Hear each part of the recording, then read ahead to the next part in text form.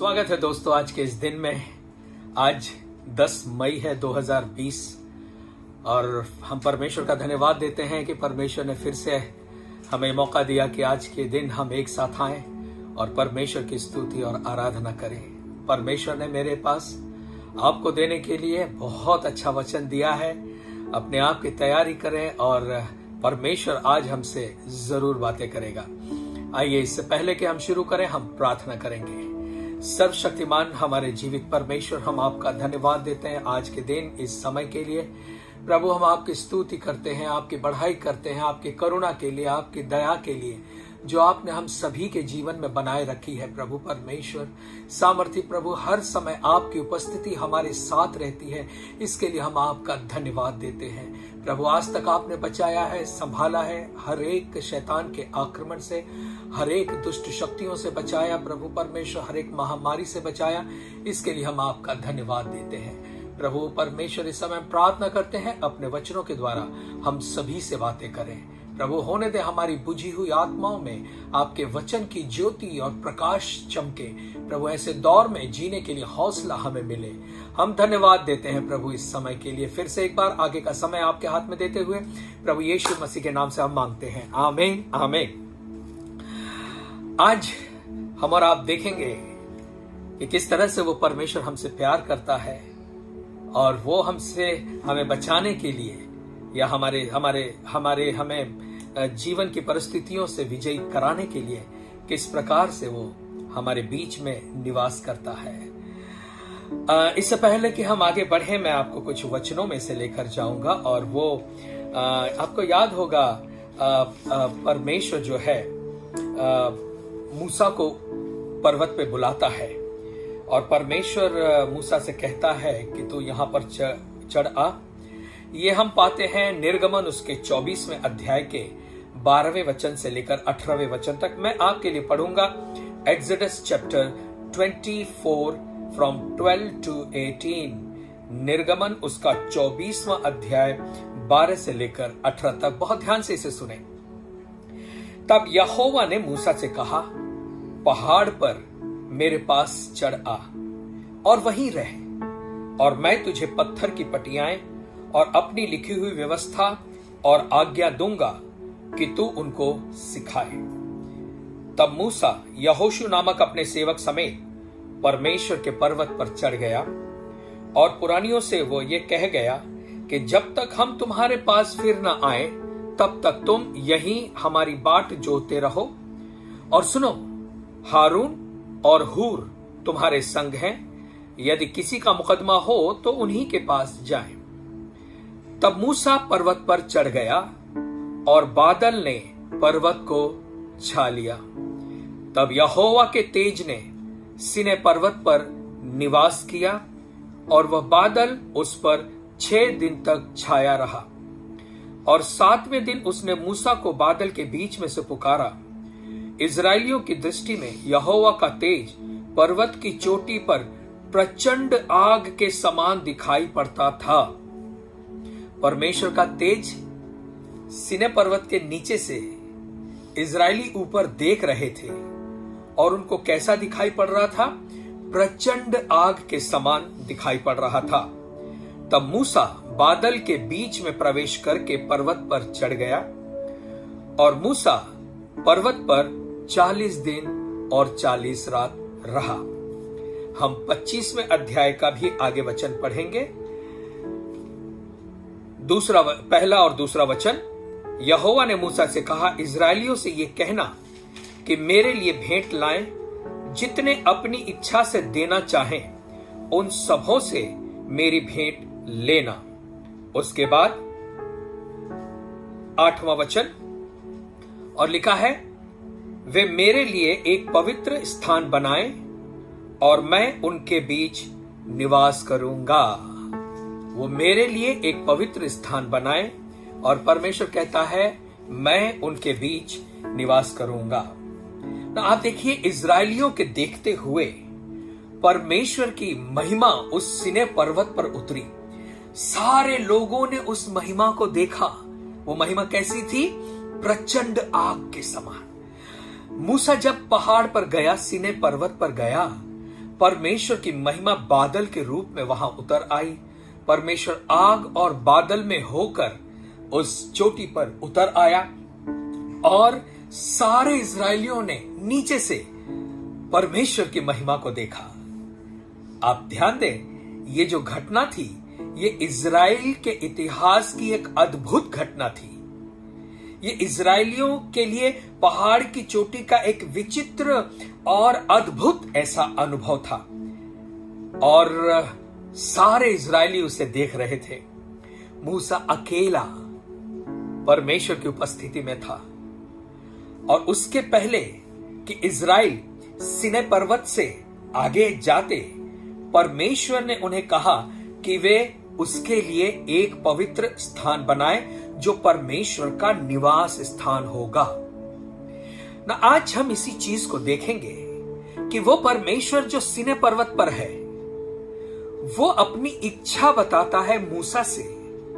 वो कहता है नीचे जो इजरायली हैं उनसे इस बात को कह कि वे मेरे लिए एक पवित्र स्थान बनाए।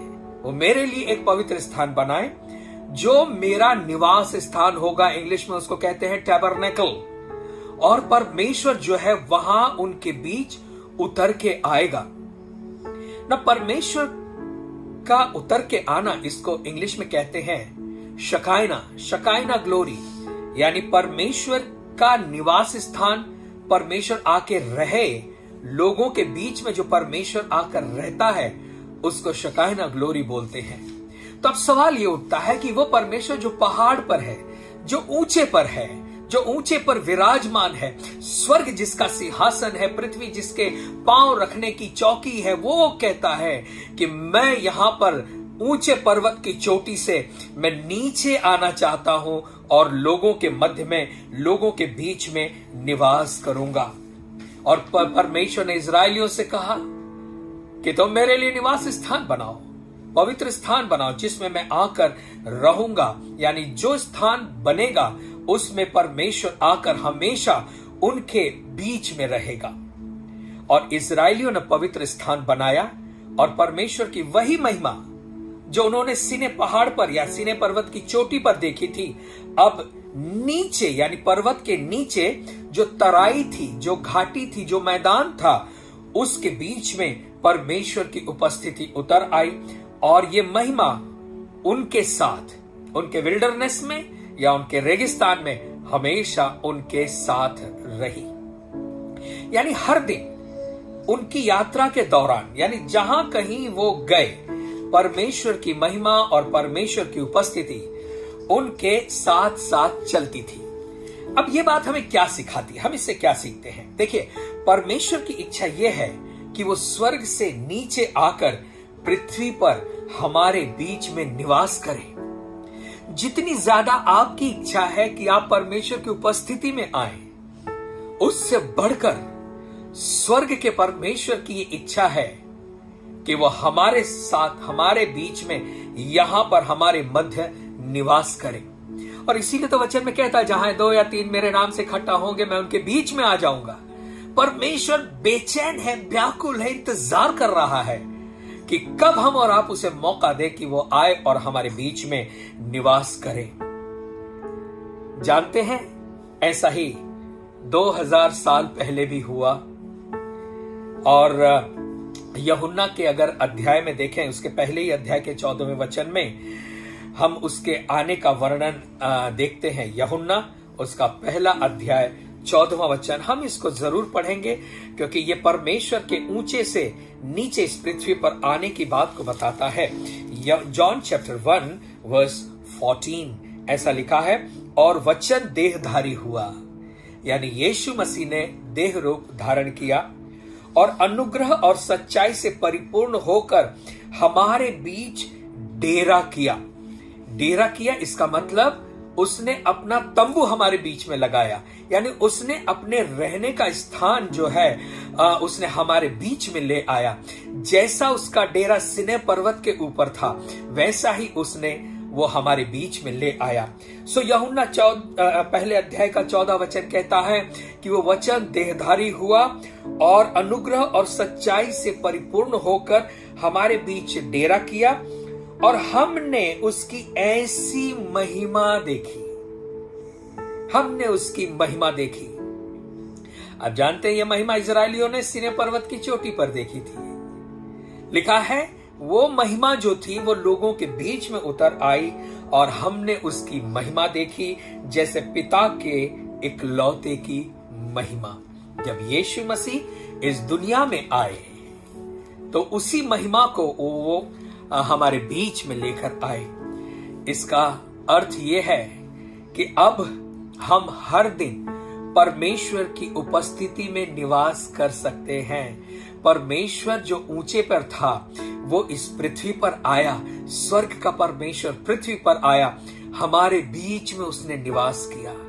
क्या जरूरत थी परमेश्वर को कि वो अपना स्वर्ग छोड़े और पृथ्वी पर आए और हमारे बीच निवास करे? इसकी वजह केवल एक ही है, क्योंकि वो हमसे बहुत प्यार करता है। वो हमें हमारे बीच में रहना चाहता है। देखिए, हमारे स्वाभाविक जीवन में, जीवन के ऊंचे और नीचे दौर से होकर हम जाते हैं। हमारा जीवन ऊंचे और नीचे दौर से भरा हुआ होता है। हमारी परिस्थितियां ऊंचे नीचे होती हैं, ऊपर नीचे होती हैं। हमारी भावनाओं में भी उतार चढ़ाव आता है, ऊंचा नीचा होता है। लेकिन परमेश्वर जो ऊंचा था वो नीचे आया। इसका क्या अर्थ है? जब हम अपने जीवन की परिस्थितियों के ऊंचे और नीचे दौर से होकर जाते हैं तो परमेश्वर हमारी परिस्थितियों के ऊंचे दौर में भी हमारे साथ है और परिस्थितियों के नीचे दौर में भी हमारे साथ है।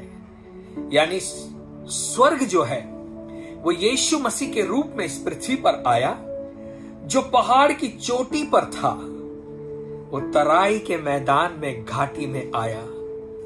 अब इसका अर्थ यह है कि हमारे जीवन की, हम चाहे कितनी भी निचली दशा में से होकर क्यों न जा रहे हो, हम अपने जीवन की निचली दशा में ऊंचाई का अनुभव कर सकते हैं। ऊंचाई का अनुभव करना, इसका मतलब क्या? परमेश्वर की उपस्थिति जो ऊंचे पर है, परमेश्वर अपने आप को नीचे ले आता है, हमारी परिस्थितियों में ले आता है, हमारी तकलीफों में ले आता है, हमारी परेशानियों में ले आता है, हमारे दुखों में ले आता है।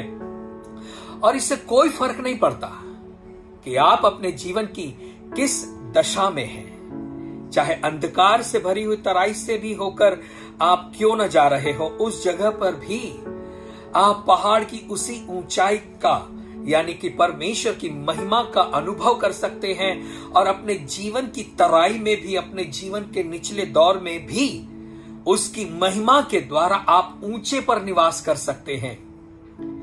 यानी आप एक ही समय में दो जगह पे हो सकते हैं। एक, जीवन के दुखों में, जीवन की परेशानियों में, जीवन की बीमारियों में, जीवन के निराश दौर में, ऐसे दौर में जब आप अपने आप को बिल्कुल लो महसूस करते हैं, बिल्कुल अपने आप को नीचे महसूस करते हैं, परमेश्वर की महिमा के द्वारा, परमेश्वर की उपस्थिति के द्वारा उसी समय आप ऊंचे पर भी हो सकते हैं और आप ऊंचे पर भी निवास कर सकते हैं। सवाल यह है कि कैसे?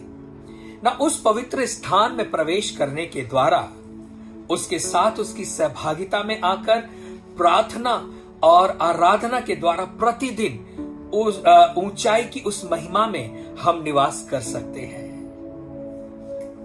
हम आंसू बहा रहे हैं, हम तकलीफों से होकर जा रहे हैं, हमारी परिस्थितियां बहुत ही व्याकुल है, भयंकर है, बहुत ही खराब है, लेकिन उसमें भी हम परमेश्वर की ऊंची उपस्थिति को अनुभव कर सकते हैं।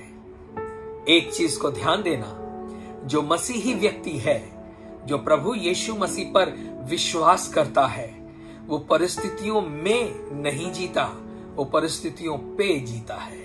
वो परिस्थितियों में दबता नहीं है। परिस्थितियां तो आती हैं और चली जाती हैं, सारी परिस्थितियां उसके पांव के नीचे होंगी, वो परिस्थितियों के ऊपर जीवन जिएगा। कैसे?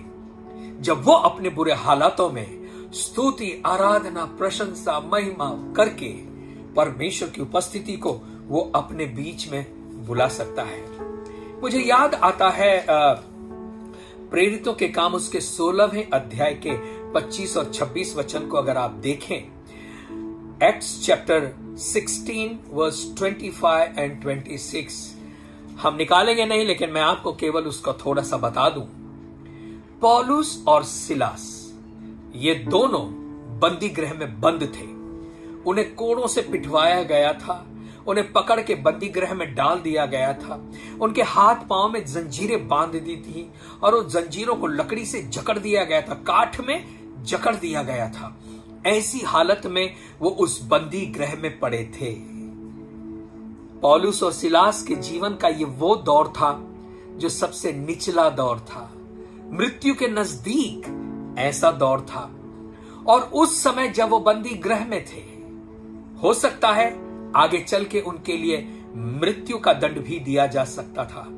लेकिन ऐसे हालात में बाइबल कहती है कि पौलुस और सिलास जो है वो प्रार्थना कर रहे थे, परमेश्वर के भजन गा रहे थे, परमेश्वर की आराधना कर रहे थे। सच में देखा जाए तो वो क्या कर रहे थे जानते हैं? अपने जीवन के निचले दौर में ऊंचे परमेश्वर की उपस्थिति को ला रहे थे। ऊंचे परमेश्वर की उपस्थिति को वो अपने बीच में ला रहे थे। क्या होता है तब जब परमेश्वर की महिमा उतर के आती है? क्या होता है तब जब परमेश्वर उतर के आता है? मैं आपको बताऊं, आपकी परिस्थितियों में जब परमेश्वर आएगा, आपके हालात बदल जाएंगे, आपकी परिस्थितियां बदल जाएंगी। और ऐसा आप कभी भी कर सकते हैं। जब भी आप जीवन की निचली दशा में हैं, वो परमेश्वर जो चोटी पर विराजमान है, जो ऊंचे पर विराजमान है, वो आपको और हमें बचाने के लिए ऊपर से नीचे तराई में जहां हम हैं वहां पर वो उतर के आ जाता है। और आप तराई में रहते हुए ऊंची चोटी का अनुभव कर सकते हैं। अपने जीवन के दुखों में रहते हुए परमेश्वर के आनंद का अनुभव कर सकते हैं। परमेश्वर का आनंद जो है वो आपको जीवन की निचली दशा में सामर्थ देगा, ताकत देगा, क्योंकि वचन कहता है परमेश्वर का आनंद हमारी ताकत है। तो जब आप अपने जीवन की तराई में हैं, जब आप अपने जीवन की निचली घाटी में हैं, जब आप अपने जीवन की निचली दशा में हैं, तो वही करें जो पौलुस और सिलास ने बंदी गृह में किया। उन्होंने भजन गाए, प्रार्थनाएं की और परमेश्वर की उपस्थिति आई। और जानते हैं क्या हुआ जब परमेश्वर की उपस्थिति आई? भूकंप आया, जंजीर टूट गई, उनके लिए दरवाजे खुल गए।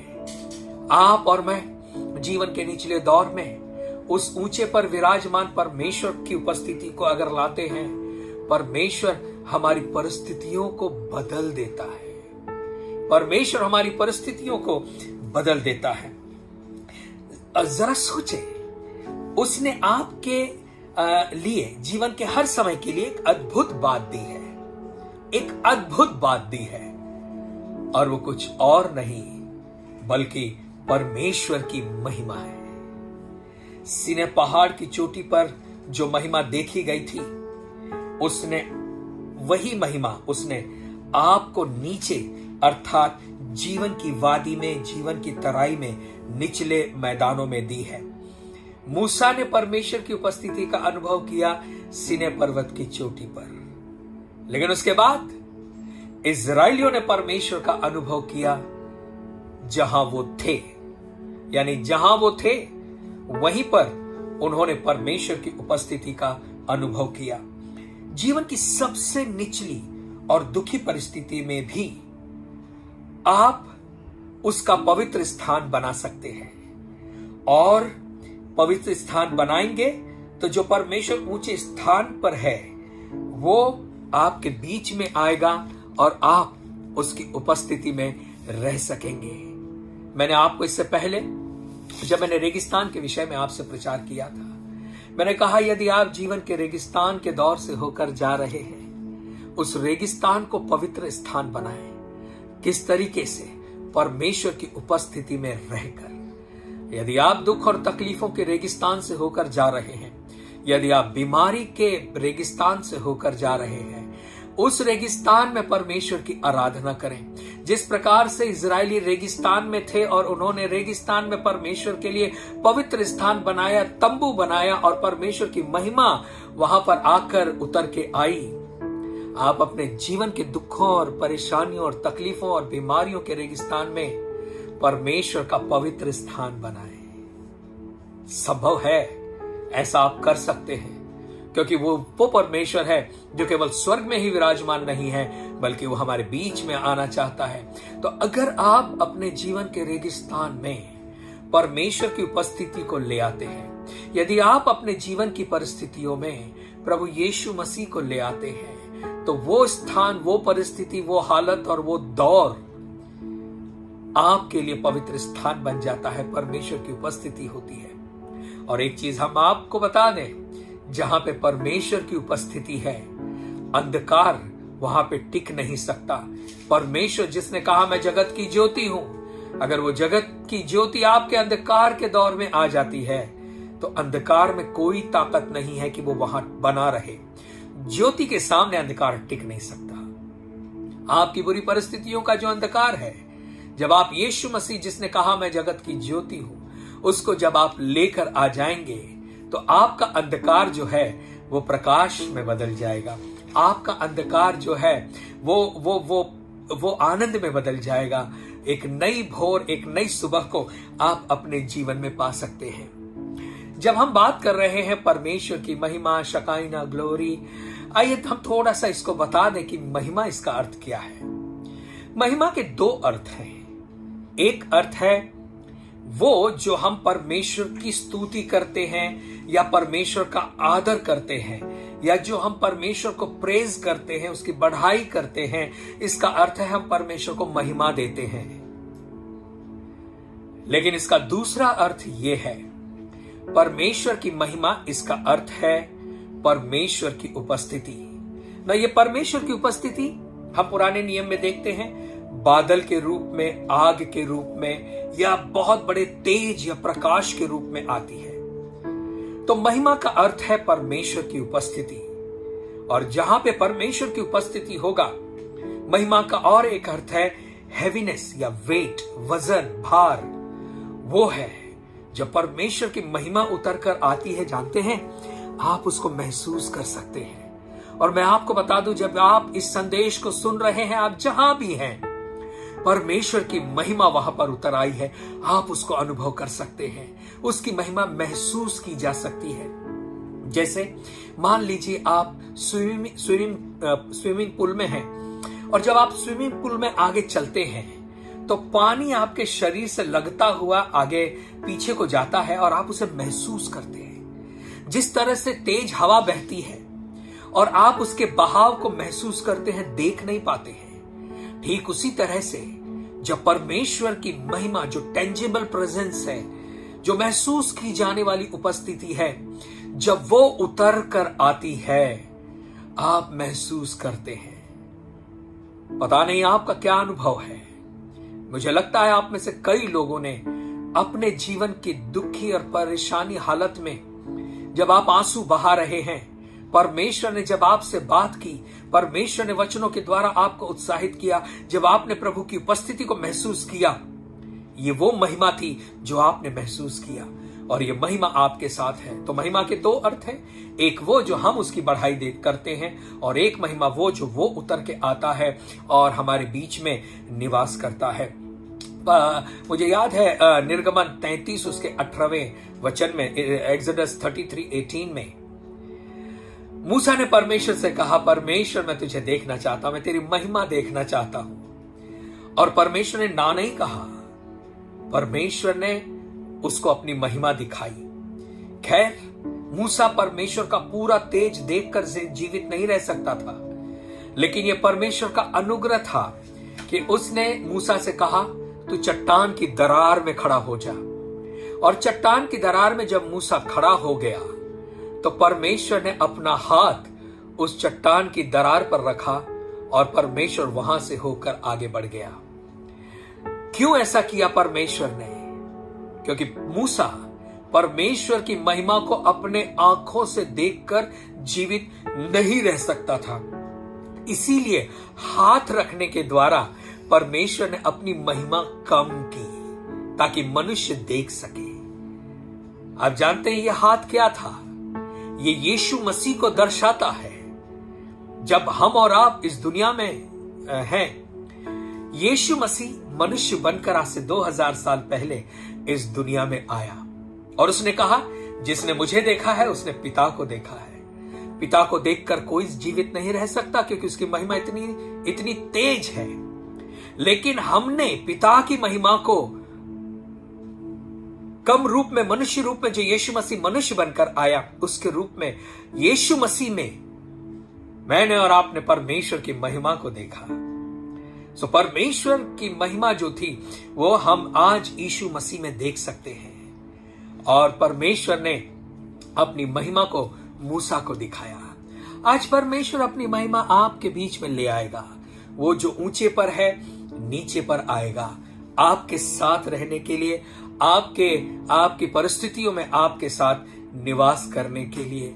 और इसीलिए भाई और बहनों, किसी भी हालत से होकर चाहे आप क्यों न जा रहे हो, आपके जीवन के रेगिस्तान को, आपकी वादी को, आपकी तराई को, आपके जीवन के निचले स्थान को पवित्र स्थान बनाए। परमेश्वर ने इस्राएलियों से कहा कि तुम मेरे लिए पवित्र स्थान बनाओ ताकि मैं आकर उसमें रह सकूं।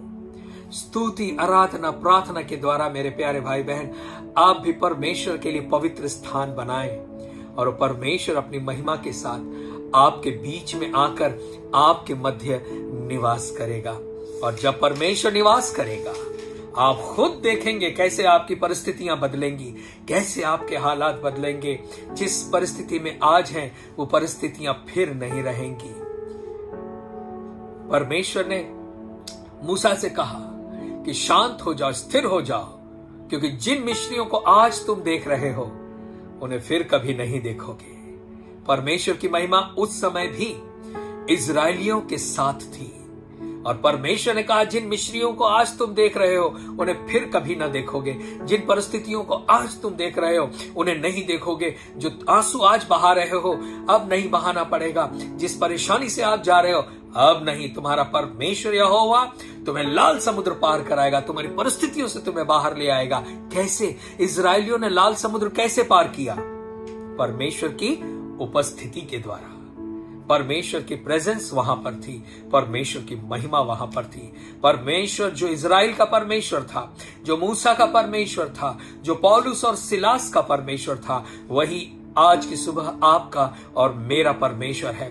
जिस तरह से उसने इजराइलियों के मध्य निवास किया वो आपके मध्य निवास करने को तैयार है। जिस तरह से उसने इजराइलियों को फिरौन से बचाया, पर जिस प्रकार से परमेश्वर ने पौलुस और सिलास को बंदी गृह से बचाया, वही परमेश्वर आज आपको आपके बंदी गृह से छुड़ाएगा। आज आपके परेशानियों से, तकलीफों से वो आपको छुड़ाएगा, चाहे महामारी कितनी भी ज्यादा क्यों ना हो। परमेश्वर की करुणा और दया हमेशा आपके साथ बनी रहेगी। परमेश्वर की महिमा हमेशा आपके जीवन में राज्य करेगी। वो परमेश्वर हमेशा आपके साथ रहेगा। ये परमेश्वर का प्यार है जो सिने पर्वत का परमेश्वर है। वो इजराइल के साथ नीचे आ जाता है। वो अपना स्वर्ग छोड़कर वो पृथ्वी पर आया। वो अपना निवास स्थान छोड़कर हमारे बीच में उसने डेरा किया। परमेश्वर का धन्यवाद दे प्यारो। हिम्मत नहीं हारे, आगे बढ़ते रहे। परमेश्वर आपको उठा लिए चलेगा। परमेश्वर आपकी रक्षा करेगा। परमेश्वर आपको संभालेगा। चाहे किसी भी दौर से आप क्यों न जा रहे हो, अपने दौर को पवित्र स्थान बनाएं। अपनी परिस्थितियों में परमेश्वर को लेकर आए। प्रभु आपको आशीष दे। आइए हम प्रार्थना करें। सर्वशक्तिमान मेरे जीवित परमेश्वर, स्तुति, महिमा, आदर, प्रशंसा और धन्यवाद के साथ हमारे सारे उन भाई बहनों को जो इस समय हमें देख रहे हैं, हर एक को, हर एक के जीवनों को, हर एक के परिवारों को हम आपके सामने लेकर आते हैं। प्रभु परमेश्वर, ये अपने जीवन के निचले स्थान में जी रहे हैं, लेकिन हम धन्यवाद देते हैं ऐसे में भी आप इनसे प्यार करते हैं और इसीलिए प्रभु परमेश्वर आप इस पृथ्वी पर आए। परमेश्वर हम प्रार्थना करते हैं अपना निवास स्थान लोगों के बीच में आप लेकर आ जाएं प्रभु, और परमेश्वर इनके जीवन को आप स्पर्श करें। ये आंसुओं में, दुखों में, तकलीफों में, अपनी परेशानियों में भी आपकी उपस्थिति में रहें। आपकी सकायना ग्लोरी या सकायना महिमा जो है वो उनके साथ हमेशा बनी रहे। हर एक को आप आशीष दें, हर एक के जीवन की हर जरूरतों को पूरा करें। हम इस समय उन लोगों के लिए प्रार्थना करते हैं जो बीमार हैं। हम आज्ञा देते हैं बीमारी यीशु मसीह के नाम से इनके जीवन से निकल जाए। हर परेशानी, दुख, तकलीफ, आंसू निकल जाए यीशु मसीह के नाम से। प्रभु परमेश्वर आपकी सामर्थ्य इस समय इनमें से हर एक के जीवन में कार्य करें। प्रभु परमेश्वर जिन्हें चंगाई की जरूरत है, आपके पुनरुत्थान की सामर्थ उनके शरीरों में उतर कर आए, और प्रभु परमेश्वर हर एक अंगों में आपकी चंगाई आ जाए यीशु के नाम से, यीशु के नाम से, यीशु के नाम से। धन्यवाद, धन्यवाद, धन्यवाद प्रभु, धन्यवाद देते हैं। आपने हमारी प्रार्थना सुनी, आज का ये समय आपने आशीषित किया प्रभु, इसके लिए हम आपका धन्यवाद देते हैं। आपने हम सभी को छुआ, इसके लिए धन्यवाद देते हैं। ये प्रार्थना हम मांगते हैं हमारे उद्धारकर्ता, जीवित, पवित्र, सामर्थी प्रभु यीशु मसीह नासरी के नाम से, और हम सभी कहेंगे आमीन, आमीन, आमीन। परमेश्वर आप सभी को आशीष दे, हमेशा परमेश्वर की उपस्थिति में रहे, सुरक्षित रहे।